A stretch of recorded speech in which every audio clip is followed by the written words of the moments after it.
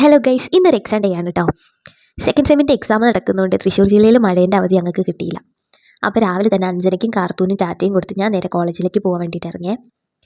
എല്ലാവരും ഒന്ന് വീട്ടിലിരിക്കുന്നതുകൊണ്ട് എനിക്ക് ചെറിയ സങ്കടമൊക്കെ ഉണ്ട്. പിന്നെ ഉച്ചയ്ക്ക് വേഗം വരാമല്ലോ എന്ന് വിചാരിച്ച് അവിടുന്ന് നേരെ ഇറങ്ങി. അപ്പോൾ രാവിലെ തന്നെ മുറ്റത്ത് ചെന്ന് നോക്കിയപ്പോൾ അങ്കിൾ രാവിലെ പത്രമൊക്കെ കൊണ്ടുവച്ചിട്ടുണ്ട് കേട്ടോ. അപ്പോൾ വേഗം തന്നെ ഒന്ന് മറിച്ച് നോക്കി.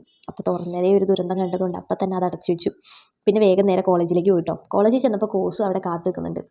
കോഴ്സും എന്നെ തപ്പി കണ്ടുപിടിച്ചുകൊണ്ടിരിക്കുകയായിരുന്നു. അങ്ങനെ കോളേജിലെത്തി. ഇന്ന് ക്ലാസ്സില്ലാത്ത ദിവസമായതുകൊണ്ട് അധികം തിരക്കൊന്നും ഉണ്ടായിരുന്നില്ല കോളേജിൽ.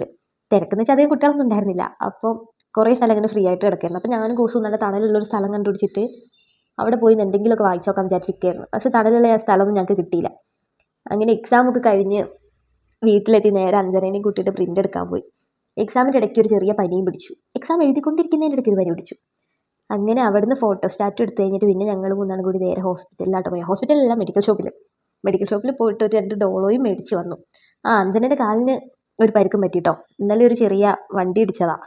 അതുകൊണ്ട് കാലിന് നല്ല പരിക്കുള്ളതുകൊണ്ട് അഞ്ജനേൻ്റെ ഓടിക്കളിയൊന്നും ഇപ്പോൾ ഇല്ല കേട്ടോ. ആൾ നന്നായിട്ടൊന്ന് ഒതുങ്ങി. അപ്പോൾ കുട്ടി ഇപ്പോൾ വീട്ടിലിരുന്ന് പഠിത്തം തന്നെ. ഇന്ന് ക്ലാസ്സില്ലാത്തത് അഞ്ജനയ്ക്ക് നല്ല ഉപകാരമാവുകയും ചെയ്തു. അപ്പോൾ അന്നത്തേക്ക് അത്രയൊക്കെ ഉള്ളൂ. Good night.